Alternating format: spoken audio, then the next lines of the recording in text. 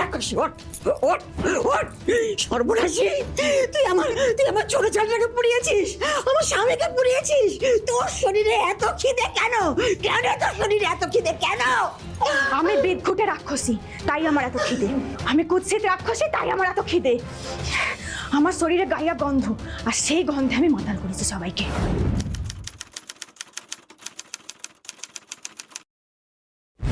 শরীরের আগুন দিয়ে পুড়িয়ে দিয়েছি সতীত্ব।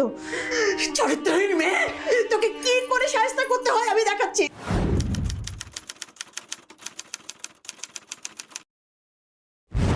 এক্ষুনি তোর স্বামীকে আমি ফোন করছি, এক্ষুনি ফোন করছি, দাঁড়াও। জানেন না জানেন, আমিও তো তাই চাই ও জানুক। ওর এই গাইয়া গন্ধওয়ালা বইয়ের মধু খেতে কত লোক আসে। আমার কোনো অসুবিধা নেই, ছেলেকে ডেকে পাঠান।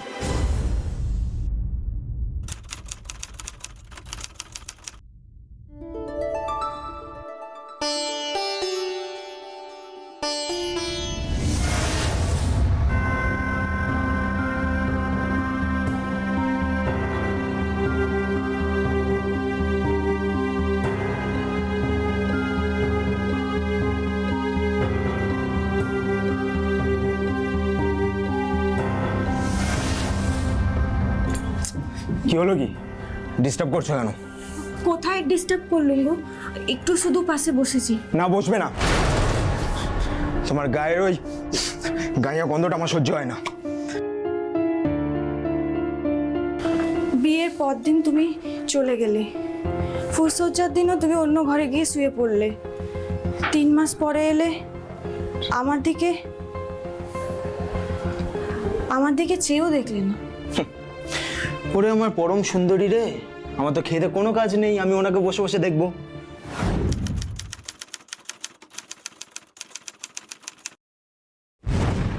নিজের মুখটা কখনো আয়নায় দেখেছো? তোমার মতো বিদঘুটে মেয়ে না আমি আমার জীবনে আরেকটা দেখিনি। আমার কপালটাই খারাপ। না হলে বাবা মায়ের কথা বিয়ে করে তোমার মতো একটা হতকুচ্ছিন মেয়েকে আমার কপালে জোটাই। তুমি আমার সাথে এরকম ব্যবহার করছো কেন? তাহলে কিরকম ব্যবহার করব? শোনো, মুম্বাইতে না আমার মস্তিতে কাটে রোজ সুন্দর মেয়েদের সাথে ওঠা বসা। কিভাবে যে 3টে মাস কেটে যায় না আমি নিজেও বুঝতে পারি না। আর এখানে তো সালা 3টে দিনও কাটতে চাইছে না, তার উপর আবার তোমার মুখ দেখতে হচ্ছে। যতবার দেখছি না ততবার যেন গাটে ঘিনঘিন করে উঠছে।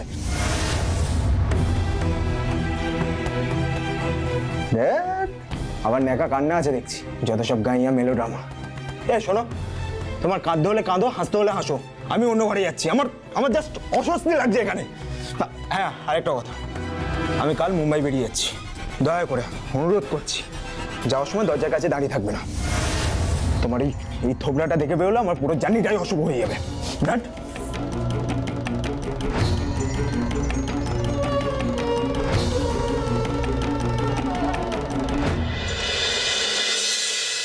হ্যাঁ, তো সকাল সকাল না বেরোলে হতো না বাবা? না মা, সকাল 7টায় ফ্লাইট আছে, এখন না বেরোলে ফ্লাইটটা মিস করব। এরপর ফিরবি কবে? 3 মাস পর? না, এবারে হয়তো আর 3 মাসে ফেরা হবে না, বুঝলে? 5-6 মাস লেগে যাবে। কেন রে দাদা, এই তো নতুন বিয়ে করলি, এতদিন পরে ফেরা কিন্তু উচিত না। নতুন বিয়ে করলাম বলে তো কোম্পানি আর আমাকে ছুটি দেবে না, তাই না? যেমন ছুটি দেবে তেমন আসতে পারবো। জানো মা, কালকে দাদা আমার ঘরে এসে শুয়েছে।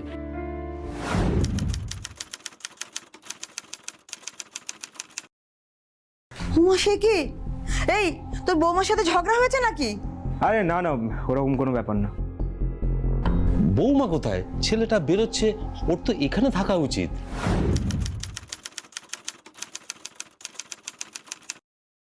হ্যাঁ, তাই তো। এই সৌরভ, যা তো ডেকে নিয়ে তো। এই না না, দরকার নেই, থাক। এই, দরকার নেই কেন? দাঁড়াও, আমি যাচ্ছি।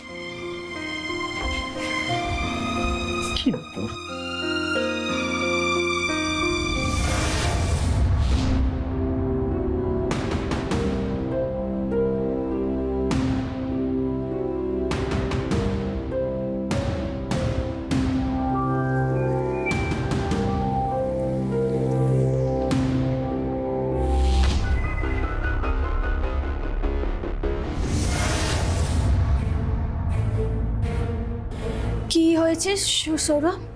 বাহ, তোমাকে তো আজকে বেশ সুন্দর লাগছে। আমাকে আবার সুন্দর? কি বলবে বলো? ওই মানে দাদা বেরিয়ে যাচ্ছে, যাবে না? না, আমি যাবনি। তোমার দাদা বারণ করেছে। কেন গো, ঝগড়া হয়েছে নাকি? না না, সেরকম কিছু না। তোমার দাদা আমাকে দেখলে মন খারাপ হয়ে যাবে না? ও আচ্ছা, রোমান্টিক ব্যাপার। তুমি থাকো, আমি এলাম।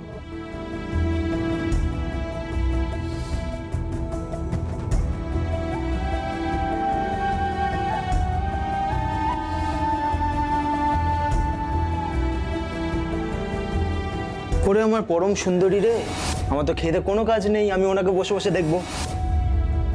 মুম্বাইতে না আমার মস্তিতে কাটে রোজ সুন্দর মেয়েদের সাথে ওঠা বসা। কিভাবে যে 3টে মাস কেটে যায় না আমি নিজেও বুঝতে পারি না। আর এখানে তো সালা 3টে দিনও কাটতে চাইছে না।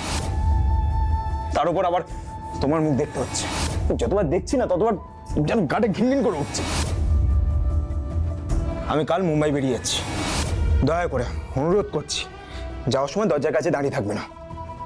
তোমার এই থোবড়াটা দেখে বেরোলে আমার পুরো জার্নিটাই অশুভ হয়ে যাবে।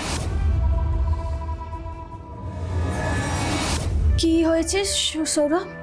বাহ, তোমাকে তো আজকে বেশ সুন্দর লাগছে।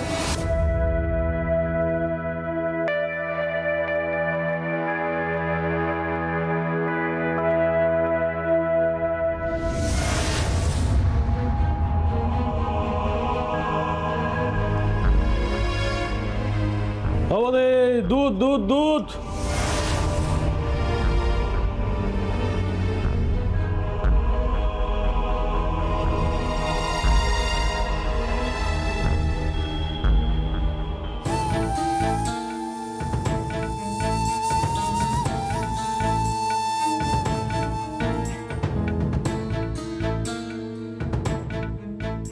দুধ খাও, স্বাস্থ্য বাড়াও।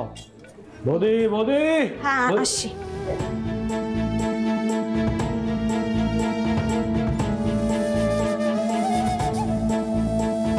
এসো।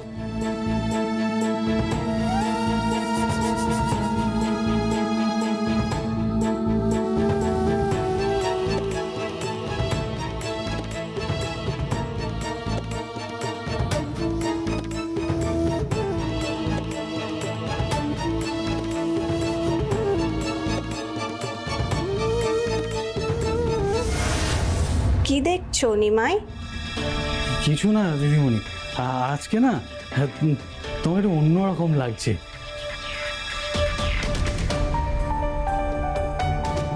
আজ আমি অন্যরকম হয়ে গেছি, তা আমাকে ভালো লাগছে না খারাপ লাগছে? না, খুব সুন্দর লাগছে। আমি কি আর এত শত বুঝি? কোনো একদিন সব কিছু দুম করে বুঝে নিবে।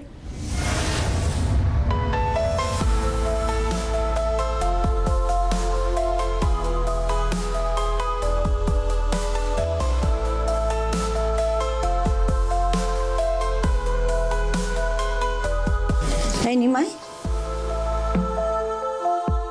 হ্যাঁ নিমাই, হ্যাঁ হ্যাঁ দিদিমণি, না না মাসিমা বলুন বলুন। আজ তো মাসের শেষ, দুধের হিসেব এনেছিস?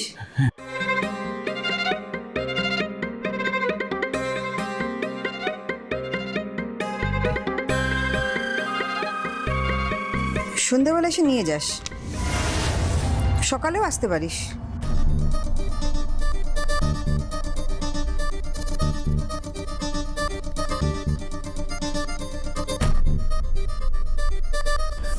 আচ্ছা, না না মাসিমা বলছি যে আমি কি সন্ধ্যাবেলা এসে টাকাটা নিয়ে যাব? তো যখন খুশি আসিস।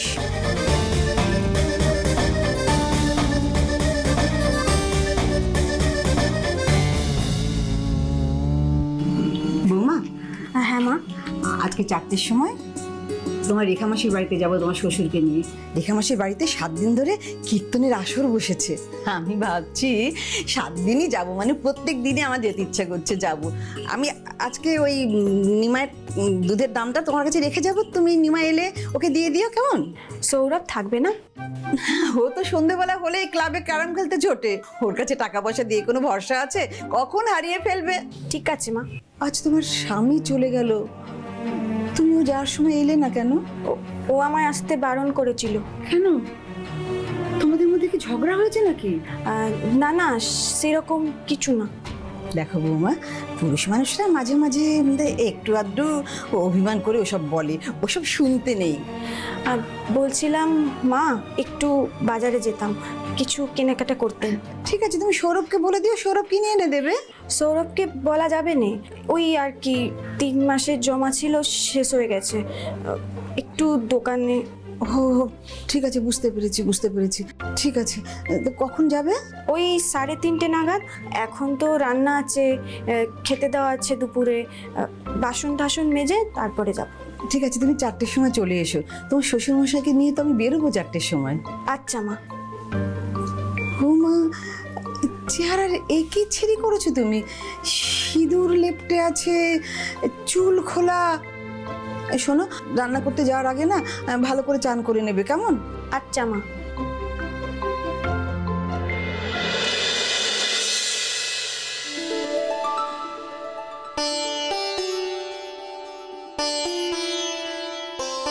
এই সৌরভ, কটা বাজে রে? কটা বাজে? কত বাজে দাঁড়াও। হ্যাঁ, 4:15। দেখেছিস, এখনো বৌমা এলো না। বারবার বলেছিলাম যে 4টের মধ্যে চলে আসতে। আরে বাবা, আসবে, তুমি তো চিন্তা করছো কেন? না, গ্রামের মেয়ে ভালো করে এখনো তো রাস্তাঘাট চেনে নি, কোথায় যে কি হয়ে যাবে। কিচ্ছু হবে না মা। আর তোমরা ওকে গাইয়া ভূত বানিয়ে রেখেছো, কোথাও বেরোতে দাও না। আমি দিই না, নাও নিজেই যেতে চায় না। থাক, চুপ করো মা। আমি দেখেছি বেরোলে তোমরা কি করো। আরে বাবা, 3 মাস পর আজ প্রথম বেরোলো, যদি রাস্তায় হারিয়েও যায় চিনে ঠিক ফিরে আসবে, আর একটা এক্সপিরিয়েন্স হবে। একটা মোবাইল ফোন থাকলে না ফোন করে জিজ্ঞেস করা যেত। রাঘব আসুক, আমি বলবো বৌমাকে একটা মোবাইল ফোন কিনে দিতে। আরে কি হলো, তুমি বেরোবে না? আরে এরপরে তো সন্ধে হয়ে যাবে, চলো চলো চলো চলো, তাড়াতাড়ি চলো। আমি তো রেডিই আছি, বৌমার জন্য অপেক্ষা করছি। আরে সে বৌমা আসবে খন, ও তো ঘরে আছে। ঠিক আছে, চলো চলো। আসুন, আয়, ছিটকিনটা দিয়ে দিবি। হ্যাঁ হ্যাঁ, তুমি আসো আসো। ভালো করে দিবি, নাহলে কিন্তু কুকুর বেড়াল ঢুকে পড়বে। আচ্ছা ঠিক আছে, তুমি যাও। আসুন, বৌমা না ফেরা পর্যন্ত তুই কিন্তু বাড়ি থেকে বেরোবি না। আচ্ছা বাবা, বেরোবো না, তুমি যাও।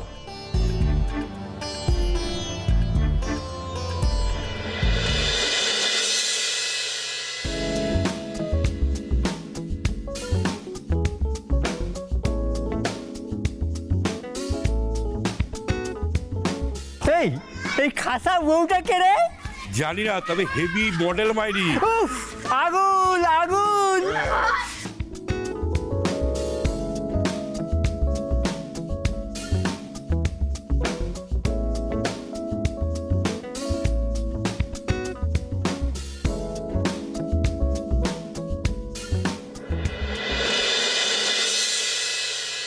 বাপি গোডাউনের দিকে যা। আরে বাবা, তোর মরে গেলাম। এই পড়ে অনলাইন হচ্ছি, যাচ্ছি। কে? আমি গো, তোমার বৌদি।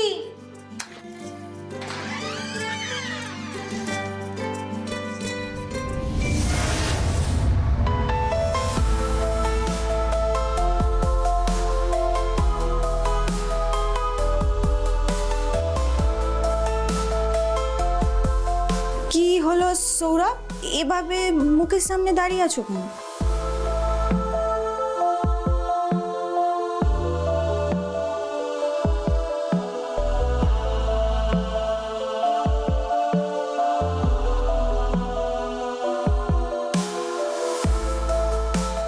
হাঁ করে কি দেখছো? তোমাকে। কেন দেখছো? তোমাকে খুব সুন্দর লাগছে, তুমি ভীষণ সুন্দরী। ধ্যাত, আমি মোটেই সুন্দরী নই, আমি কুৎসিত, পিটখুটে, জঘন্য। কে বলেছে? তোমার দাদা বলেছে।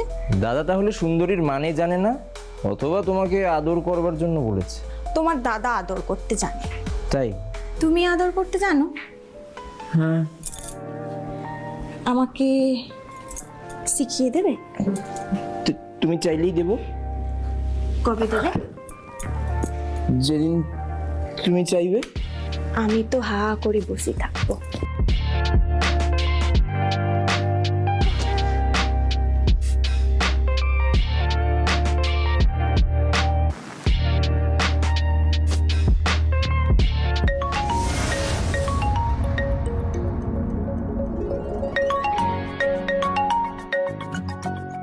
হ্যাঁ, কি হয়েছে?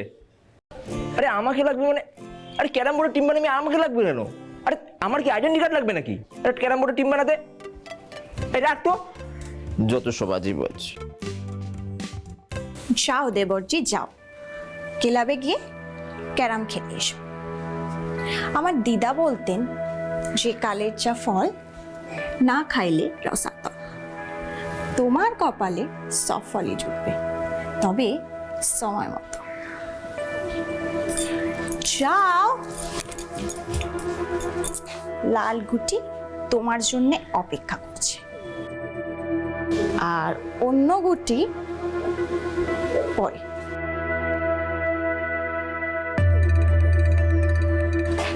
যাও।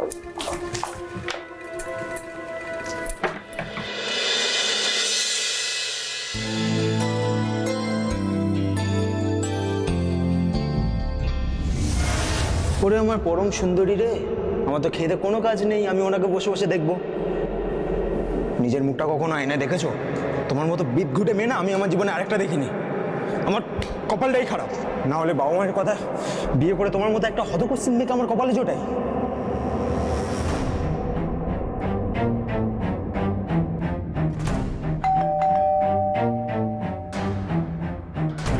দরজা খোলা আছে, ভেতরে চলে এসো।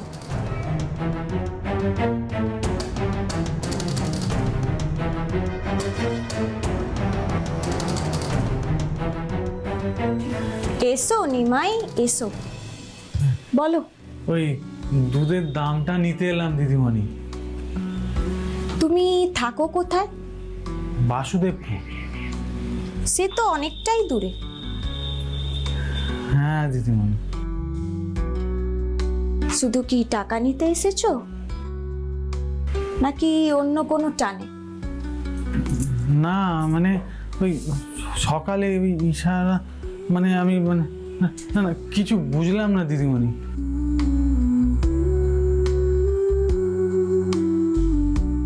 সকালে দুধ দিতে এসে আমার দিকে ড্যাব ড্যাব করে কি দেখছিলে?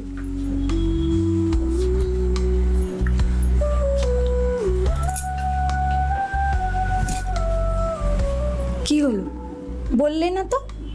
কি দেখছিলে? মানে সকালে না আপনাকে অন্যরকম লাগছিল, এখন আরও লাগছে। কি রকম? সেটা আমি মুখে বলতে পারবো না, আমার লজ্জা করে। সকালে ড্যাব ড্যাব করে চেয়ে থাকতে লজ্জা করেন? কি করব, চোখ চলে যাচ্ছিল তো। বলো সুযোগ পেয়েছিলে তাই দেখেছো? হ্যাঁ দিদিমণি। তুমি কখনো অন্যরকম মহিলাকে অন্যরকম ভাবে ছুঁয়ে দেখেছো? না দিদিমণি, আমার তো বিয়ে হয়নি। তার জন্য বিয়ের কি দরকার? সকালে যেমন দেখার সুযোগ পেয়েছিলে, যদি ছোঁয়ার সুযোগ পাও ছুবে। হ্যাঁ। সুযোগ যদি একবার চলে যায় না, তাহলে কিন্তু আর সুযোগ পাবে না।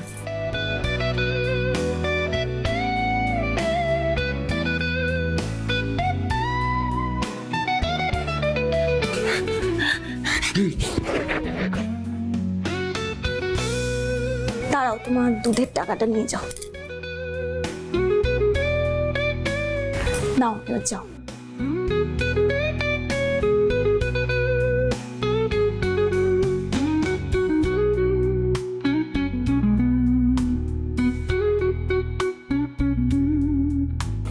আসছি।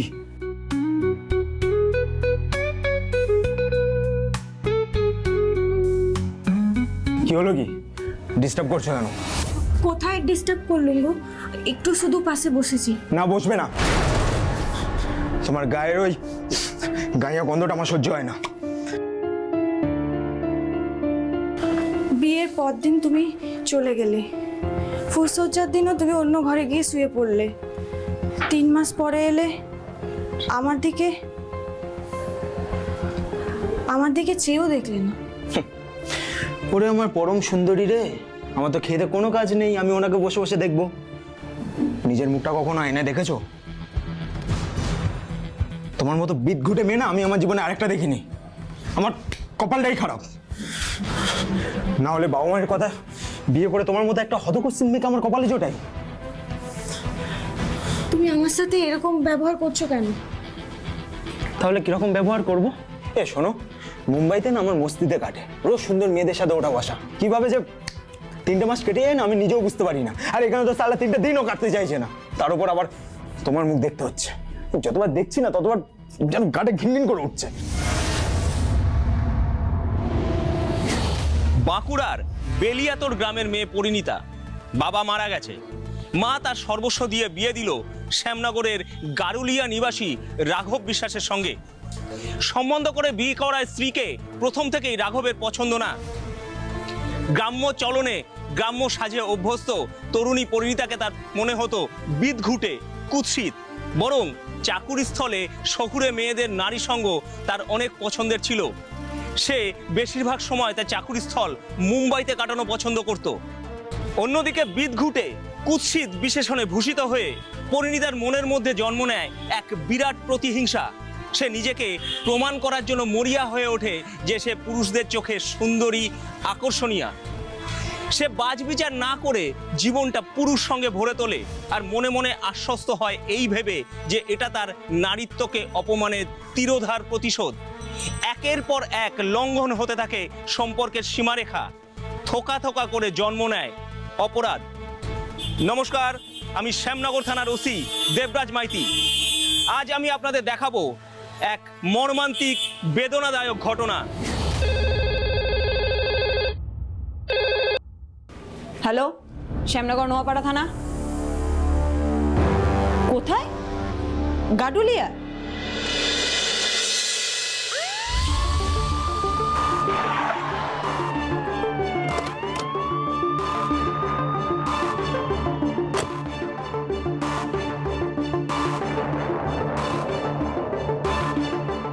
স্যার, বডিটা কোথায়? ভেতরে স্যার, আসুন।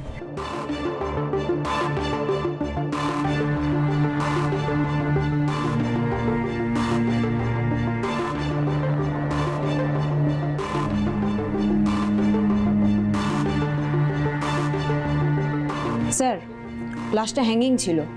ফরেনসিক টিম সেই পরীক্ষা করার পর লাশটা নামিয়েছে, কিন্তু ফরেনসিক এক্সপার্ট ডক্টর সান্যালের মতে ওনার কিছু অবজারভেশন আছে। হ্যাঁ ডাক্তারবাবু, বলুন। নমস্কার স্যার। নমস্কার। দেখুন স্যার, লাশের গলায় যে ফাঁসের দাগটা দেখতে পাচ্ছি তা আপাত দৃষ্টিতে কিন্তু আত্মহত্যা বলে আমার মনে হচ্ছে না। কিরকম? দেখুন, সাধারণত গলায় দড়ি দিয়ে ঝুলে পড়লে দাগের দিক উপরের দিকে তির্যক হয়, আর এক্ষেত্রে গলায় দাগটা দেখুন, দেখতে পাচ্ছেন হরাইজন্টাল, সমানভাবে গলাকে ঘিরে রয়েছে। দেখুন দেখুন, ঠিক।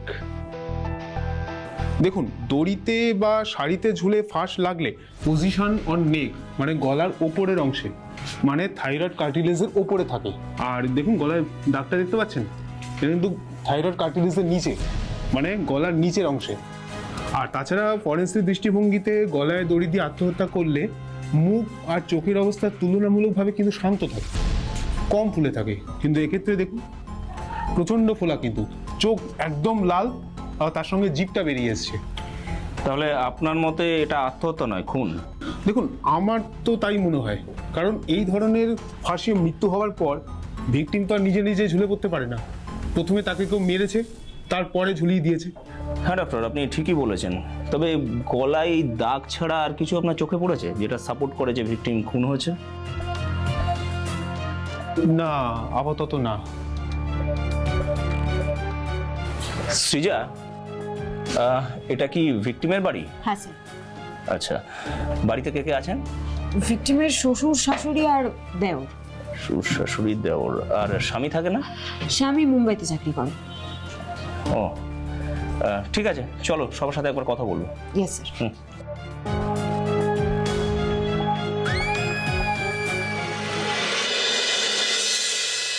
স্যার, আমি ভৈরব বিশ্বাস, আমার স্ত্রী অনামিকা বিশ্বাস, আমার বড় ছেলে রাঘব, ও মুম্বাইতে থাকে, আর এ হচ্ছে আমার ছোট ছেলে সৌরভ।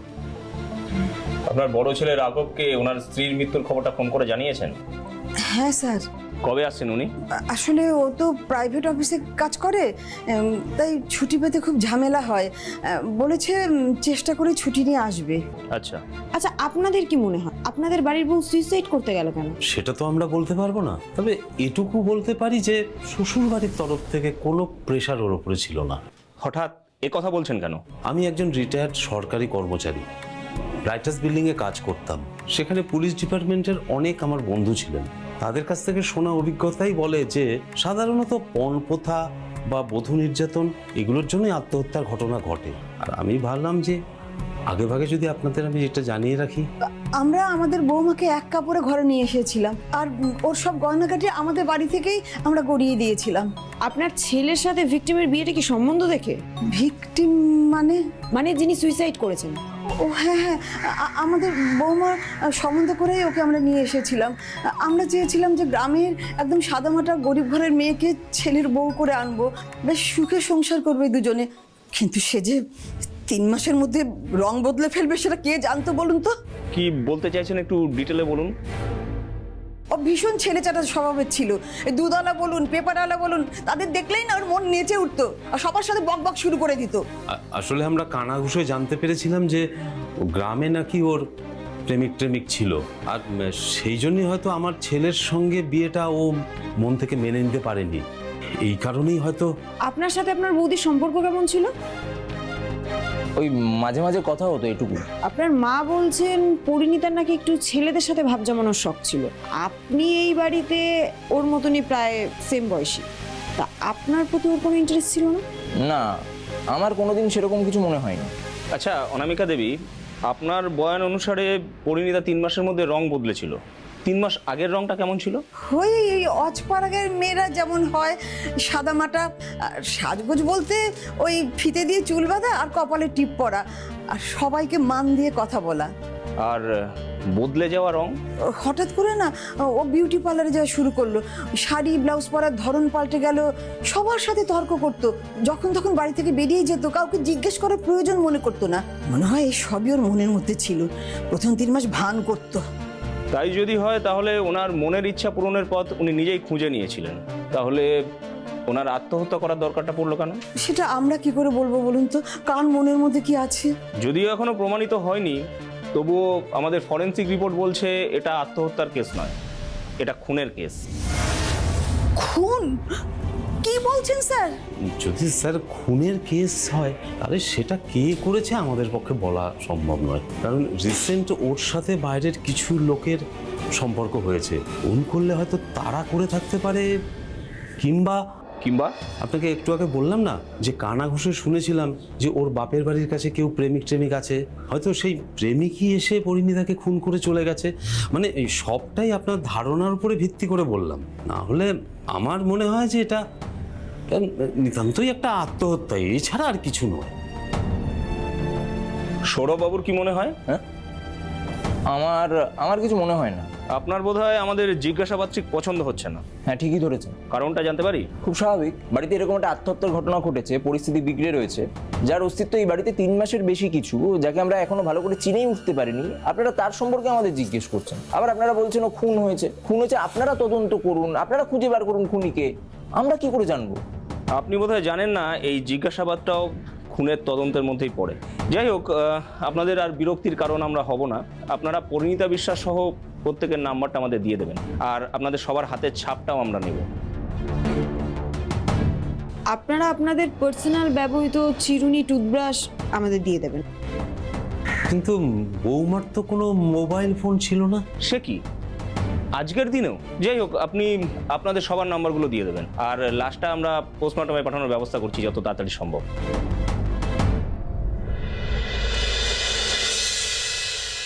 বাড়ির ছোট ছেলে সৌরভ কিন্তু খুব সন্দেহজনক স্যার। আমারও তাই মনে হলো, ও অনেক কিছুই জানে কিন্তু চুপ করে আছে, বুঝলে? শুধু তাই নয়, ওর কথাবার্তা ঝাঁজ দেখে মনে হলো ভিকটিমের প্রতি ওর অনেক রাগ আছে। না, শুধু রাগ নয়, রাগের সাথে বিরক্তিও আছে। এমনও তো হতে পারে যে ওই রাগ আর বিরক্তির কারণেই ও ভিকটিমকে খুন করেছে। হতে পারে, আবার নাও হতে পারে। এমনও হতে পারে ও জানে কে খুন করেছে এবং কেন খুন করেছে, কিন্তু ও কিছু বলতে পারছে না, সেটাই ওর বিরক্তির কারণ। হতেই পারে আমার তো আরো একটা জিনিস মনে হচ্ছে। কি জিনিস?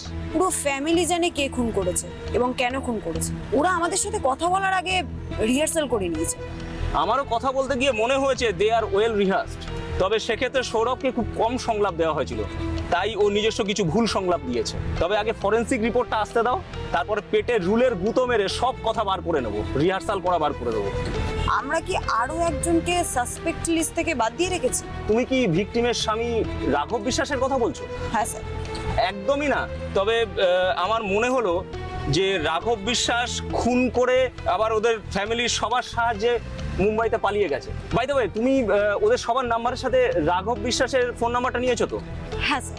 তুমি একটা কাজ করো, বুঝলে, তুমি আমাদের টেকনিক্যাল টিমকে দিয়ে রাঘবের গত দুদিনের মোবাইলের টাওয়ার লোকেশনটা বার করে নাও, তাহলেই বোঝা যাবে যে রাঘব গত দুদিনের মধ্যে কলকাতায় ফিরেছিল কিনা। Okay sir. গলায় দড়ি দিয়ে আত্মহত্যা করেছিল পরিণীতা, নাকি তাকে মেরে গলায় দড়ি লাগিয়ে ঝুলিয়ে দেওয়া হয়েছিল? ফরেন্সিক রিপোর্ট হাতে আসার সাথে সাথে পরিষ্কার হয়ে গেল সত্য।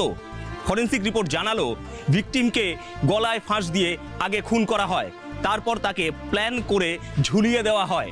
তার মানে এটা পরিষ্কার মার্ডার।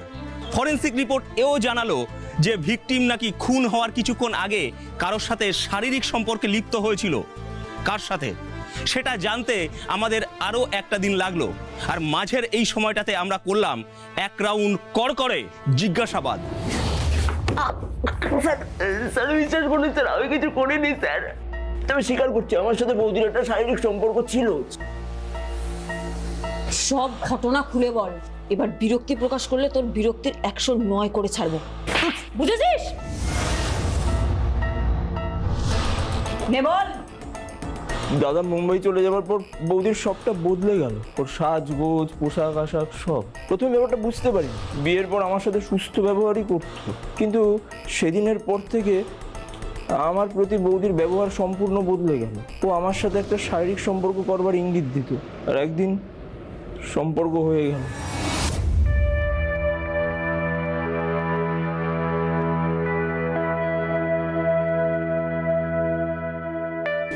আমি জানতে তুমি আসবে।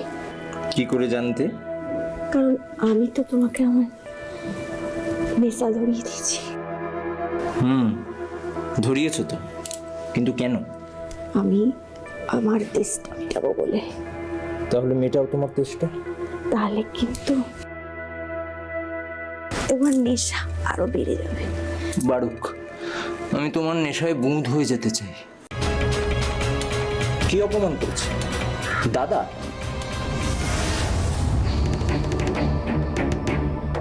হ্যাঁ, তুমি জানো তোমার দাদা বিয়ের পর থেকে আমাকে কখনো ছুঁয়ে দেখেনি।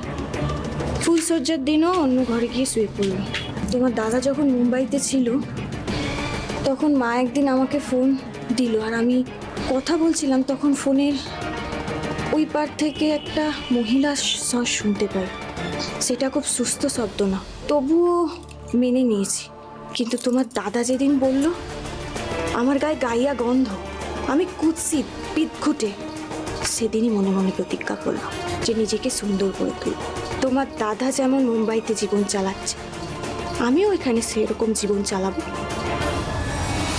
তোর সাথে কথা বলে মনে হচ্ছে তোর বৌদির প্রতি তোর একটা চাপা রাগ আছে। কারণ আমি বৌদিকে ভালোবেসেছিলাম, ওর কষ্টগুলোকে নিজের কষ্ট মনে করেছিলাম, কিন্তু বৌদি আমায় ভালোবাসেনি। ও শুধু দাদার কথার প্রতিশোধ নেবার জন্য আমাকে ব্যবহার করছে। এটা কি দেখে মনে হলো তোর? আমাদের সম্পর্কের 3 দিন পর বাবা মা সেদিন কীর্তন শুনতে গেছিল। আমিও ক্লাবে ক্যারাম খেলতে না গিয়ে বৌদির নেশায় বাড়ি ফিরে আসি, আর বৌদির ঘরে ঢুকে দেখি আমাদের কাগজওয়ালা পলাশের সাথে বৌদি বিছানায় মত্ত। আমার বুকটা ভেঙে যাচ্ছিল। একটু পরে পলাশ বেরিয়ে গেলে আমি ঢুকলাম ঘরে।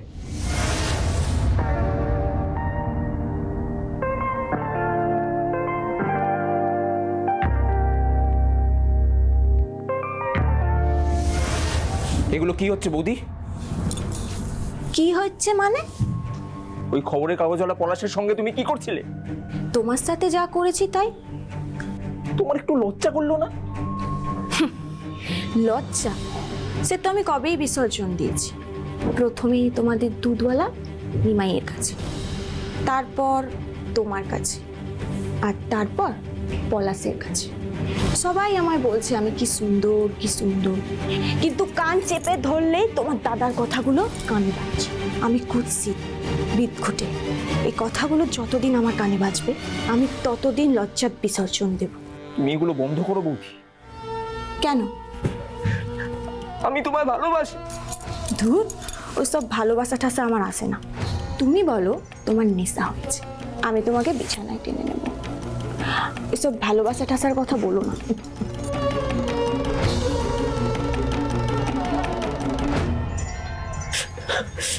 কেঁদো না সোল, কেঁদো না। চোখের জল নষ্ট করো না। চোখের জল খুব দামি জিনিস, তার জন্যই ফেলো যে তার দাম দিবে। পরিণীতার ভালোবাসা না পেয়ে তুই ওকে মেরে ফেললি? না, বিশ্বাস করে আমি ওকে মারিনি, আমি ওকে মারিনি, আমি ওকে মারিনি। কে মেরেছে তুই জানিস? কে? আমার বাবা আর মা সঙ্গ দিয়েছে।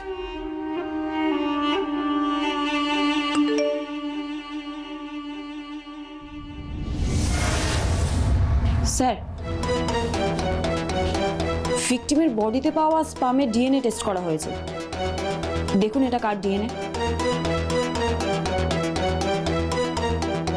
ভৈরব বিশ্বাস?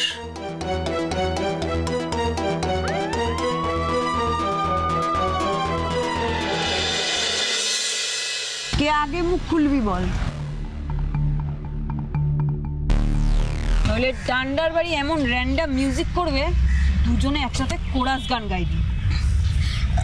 আমি বলছি, আমি। বাহ, ভালো তো, তাহলে শুরু হয়ে যায়। আসলে ওই রাঘব চলে যাওয়ার পর দিনই না বৌমা বিউটি পার্লার থেকে একদম হিরোইন সেজে বাড়ি ফিরলো। আমি কিছু বলিনি, তাতে যদি আমার বড় ছেলেটা একটু ঘরমুখী হয়। এমনিতে তো 3 মাস পর পর বাড়ি ফেরে, কিন্তু তারপর দেখলাম যে বৌমা একদম বাড়ির মধ্যেই অজাচার শুরু করে দিয়েছে। আমাদের কাগজ আলো পলাশ, তার সাথে বৌমার সেই মাখো মাখো ভাব। কাগজ নিতে গিয়ে সে যে কি হাসাহাসি।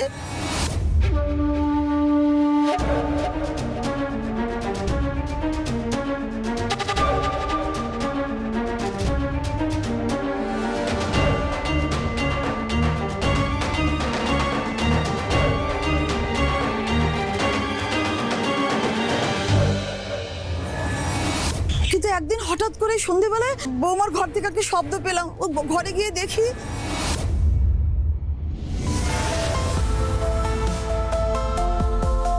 দু-তিন দিনের মধ্যে পুরো পাল্টে গেল। চরিত্রহীন মেয়ে ছেলেটা রোজ রোজ আলাদা পুরুষ, আজ আবার অন্য কাউকে জুটিয়েছে। কে এই ছেলেটা?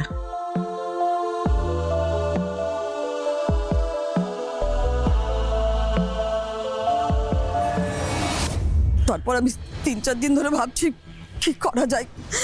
এই অজাচারের কথা আমি কাকে বলবো? আমার বড় ছেলেকে বলবো? না না, ওকে বলাটা ঠিক হবে না। স্বামীকে বলতেও আমার ভীষণ আত্মহত্যা বাঁধছিল। শেষে 5 দিনের মাথায় ওই মন্দিরে গিয়ে ঠিক করলাম যে আমার নিজের স্বামীকে আমি সব কথাটা খুলে বলবো। তারপর মন্দির থেকে বাড়ি ফিরে এসে ঘরে গিয়ে দেখি আমি এই কথা কিছুতেই বলতে পারবো না, আমি কিছুতেই বলতে পারবো না। ভৈরব বাবু, অনামিকা দেবী যে কথাটা বলতে পারছেন না, ওনার জিভে আটকে যাচ্ছে, আপনি নিশ্চয়ই বলতে পারবেন। কারণ আমরা অলরেডি জেনেছি আপনি কালপ্রিট, আর কালপ্রিটের মুখে কোনো কথা আটকায় না। চলুন, মুখ খুলুন। জানি না কেন রাঘব মুম্বাই চলে যাওয়ার পর আমার বৌমার চালচলনে অনেক পরিবর্তন আমি লক্ষ্য করলাম। ও যখনই সামনে আসতো আমি খেয়াল করলাম ওর একটাই মাত্র উদ্দেশ্য ছিল নিজের শরীর প্রদর্শন করা। আমিও সম্পর্কের সীমারেখা ভুলে ব্যাপারটাকে খুব এনজয় করতে শুরু করলাম। একদিন অনামিকা পাশের মন্দিরে গেছে, ছোট ছেলে সৌরভও বাড়িতে নেই। আমি বসার ঘরে দাঁড়িয়ে আছি, আমার কাঁধের ব্যথাটা সেদিন খুব বেড়েছিল। এমন সময় বৌমা আমার কাছে আসলো, এসে বলল, বাড়ি ব্যথাটা আর কমছে না। বাবা, কাঁধে কি খুব ব্যথা করছে? একটু গরম তেল মালিশ করে দিই। হ্যাঁ দাও।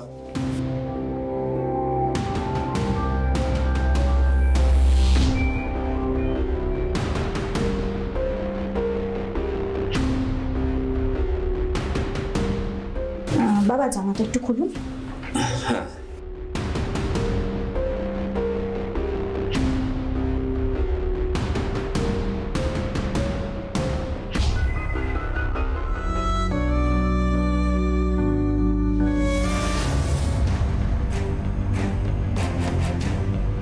ছি ছি ছি ছি ছি।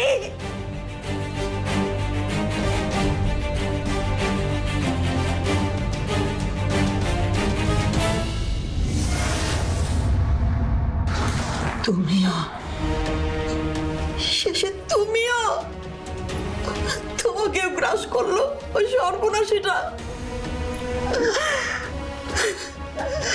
সারাটা জীবন ধরে তোমাকে আমি কি না দিইনি, আর শেষে তোমাকেও গ্রাস করলো। তুমি ওই রাক্ষসীটার কবলে পড়লে।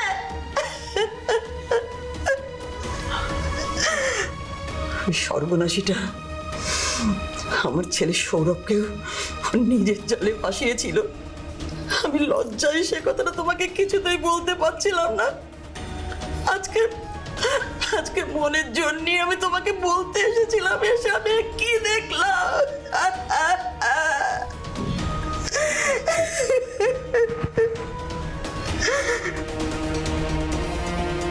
আমি এর জবাব দিয়ে চাই, আমি এর জবাব দিয়ে চাই।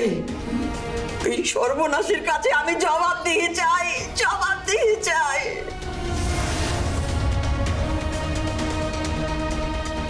এই রাক্ষসী, ওঠ ওঠ ওঠ। সর্বনাশী, তুই আমার ছোট ছেলেটাকে পুড়িয়েছিস, আমার স্বামীকে পুড়িয়েছিস। তোর শরীরে এত খিদে কেন? কেন তোর শরীরে এত খিদে কেন? আমি বিদঘুটে রাক্ষসী, তাই আমার এত খিদে। আমি কুৎসিত রাক্ষসী, তাই আমার এত খিদে।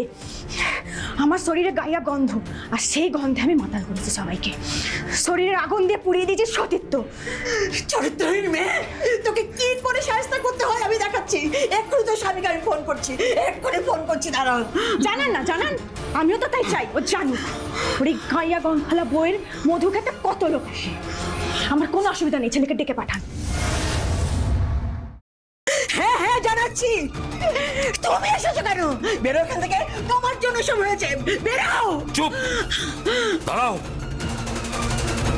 পাপ যখন আমি করেছি, প্রায়শ্চিত্ত আমিই করব। কিচ্ছু করতে পারবে না, তুমি কিচ্ছু করতে পারবে না। তুমি সব নষ্টের মহল।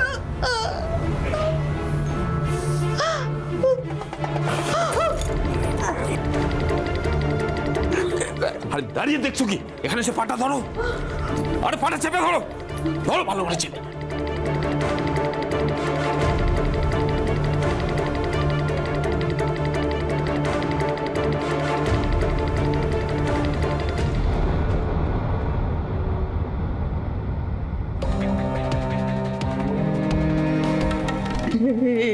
তুমি কি করলে?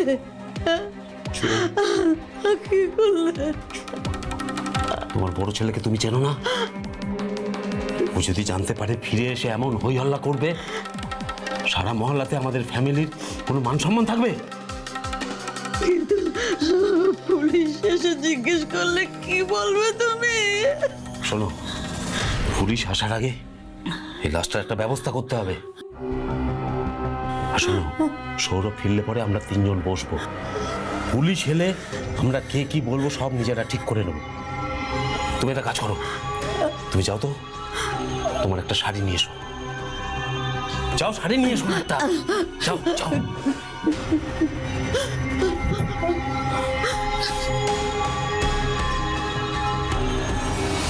শাড়ি দিয়ে পরিণীতাকে ঝুলিয়ে দিলাম, যাতে মনে হয় ও গলায় দড়ি দিয়েছে।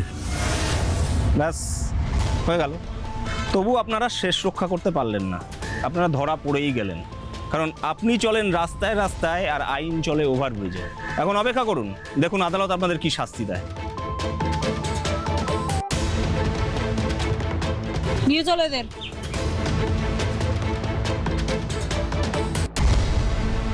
পরিণীতা যে পথে পা বাড়িয়েছিল সে পথে যে অপরাধ জমা হবেই সেটা ছিল অবশ্যম্ভাবী, কিন্তু ওর জেদের কাছে ওর সব কিছু হেরে গিয়েছিল। ওর জীবনের একমাত্র উদ্দেশ্য হয়ে দাঁড়ালো প্রতিহিংসা। তাই পরিণীতার পরিণতি হলো মৃত্যু। আমাদের ঘাড়ের কাছে নিঃশ্বাস ফেলছে অপরাধী। তাই সাবধান হন, সাবধান হোক বাংলা।